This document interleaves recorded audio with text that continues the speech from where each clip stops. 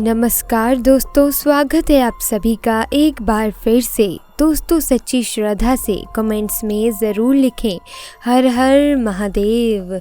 दोस्तों, इस तालाब में आज भी कैद है लाल नागिन।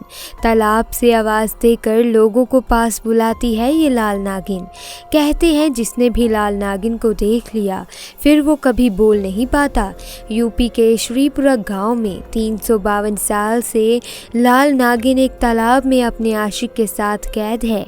इस गांव के लोग बताते हैं कि इस कुएं से कई बार उन्हें उस लाल नागिन के रोने और कभी कभी हंसने की आवाज़ सुनाई दी है। तो कई बार उस नागिन ने उस तालाब से होते हुए गुजर रहे लोगों को मदद के लिए अपने पास बुलाने की कोशिश करी है। उस तालाब से होकर गुजरने वाले कई गांव वालों को तो वहां से पैरों की पायलों और हाथों के कंगन की भी आवाज़ आती है। कहते हैं कि जो भी उस लाल नागिन के बहकावे में आकर उस तालाब के पास चला जाए तो फिर वह व्यक्ति कभी वापस लौट नहीं पाता। उसका क्या होता है किसी को कुछ नहीं पता। वहां से गुजरने वाले कई राहगीरों ने तो ये तक बताया है कि दोपहर सुनसान समय में उस तालाब में उन्हें कई बार एक सुंदर गहरे बालों वाली लाल रंग की साड़ी पहने स्त्री दिखी है, परंतु उस स्त्री का चेहरा सही ढंग से आज तक कोई नहीं देख पाया और किसी की हिम्मत उस तालाब तक जाने की नहीं होती। श्रीपुरा गांव के लोग उस तालाब को श्रापित मानते हैं और गांव का कोई भी व्यक्ति उस तालाब पर नहीं जाता।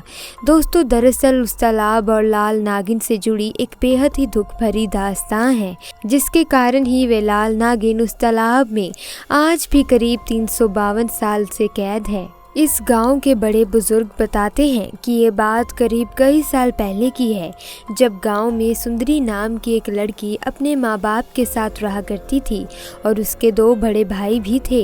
सुंदरी अपने नाम के अनुसार ही रूपवती और बहुत ही सुंदर थी, परंतु सुंदरी के दोनों बड़े भाई बहुत झगड़ालू किस्म के थे। गाँव के कमज़ोर लोगों को डराना धमकाना उनका शौक था। सुंदरी के बड़े भाइयों के कारण ही कोई भी गाँव का लड़का उसे छेड़ना तो दूर, उसके पास से गुजरने से भी डरता था। सुंदरी अक्सर अपनी सहेलियों के साथ बकरी चराने पास के जंगल जाया करती थी।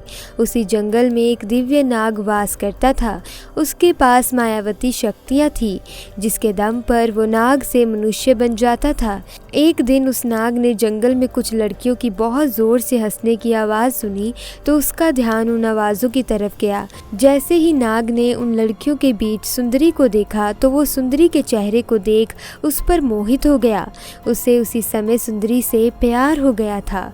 अब तो रोज़ जब भी सुंदरी सहेलियों के साथ जंगल आती तो वो नाग उसे निहारा करता था, परंतु उसकी कभी हिम्मत नहीं हो पाई कि वो सुंदरी के सामने जा पाए। ऐसा करीब कई महीनों तक चला। नाग सुंदरी को बस दूर से देखा करता था। फिर एक बार काफ़ी तेज़ बारिश के कारण सुंदरी जंगल ना जा सकी।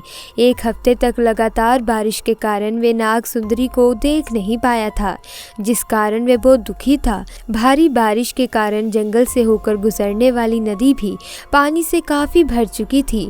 जब बारिश रुकी तो सुंदरी फिर से अपनी सहेलियों के साथ उस जंगल की तरफ गई और इसी का तो वो नाग इंतज़ार कर रहा था।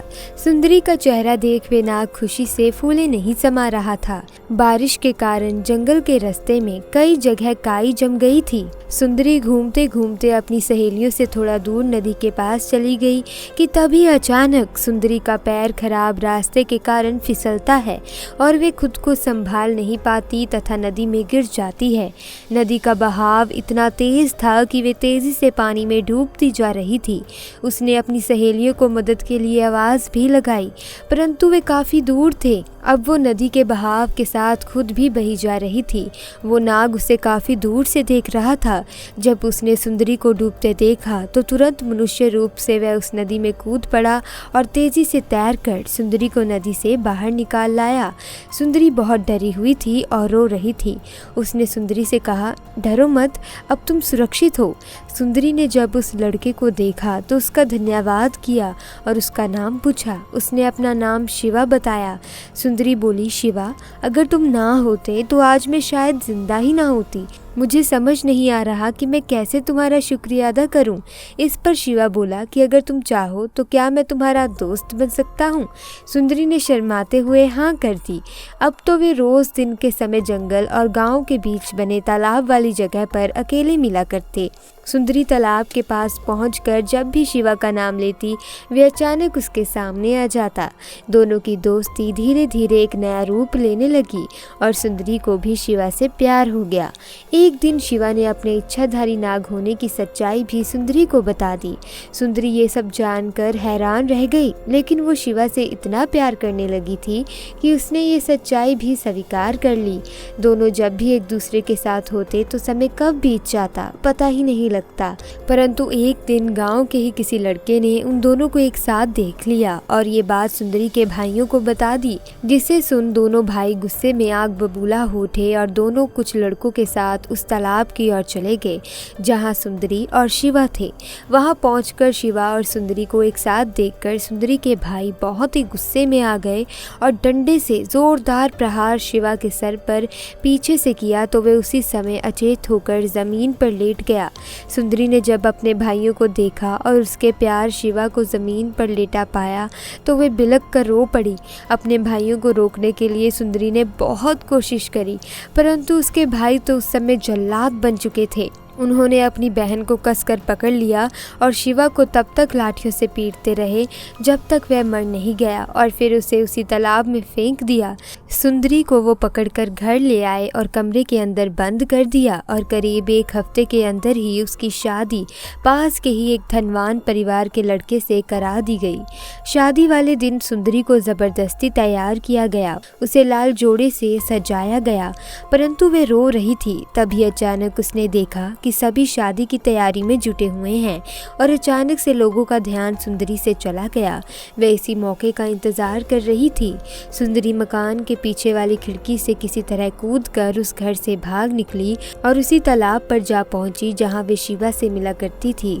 तालाब के पास पहुंचने पर उसने चाकू निकाला जो वे भागते वक्त अपने साथ ही घर से लाई थी। सुंदरी तालाब को निहारते हुए बस इतना बोली कि शिवा, जीते जी तो हम एक दूसरे के नहीं हो सके, परंतु शायद दूसरी दुनिया में हम एक हो जाएं। मैं तुम्हारे पास आ रही हूँ।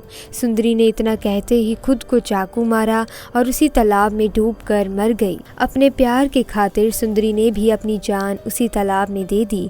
दोस्तों कहते हैं कि वे लाल जोड़े में सजी सुंदरी लाल नागिन बन गई है और आज भी अपने आशिक नाग के साथ उसी तालाब में करीब 352 सालों से रह रही है। गांव वाले आज भी जब उस तालाब से गुजर रहे होते हैं तो सुंदरी और शिवा की आवाज़ सुना करते हैं। तो दोस्तों आज की वीडियो में बस इतना ही। वीडियो अच्छी लगी वीडियो को लाइक कीजिए, चैनल को सब्सक्राइब करना मत भूलें। आपका बहुत बहुत धन्यवाद।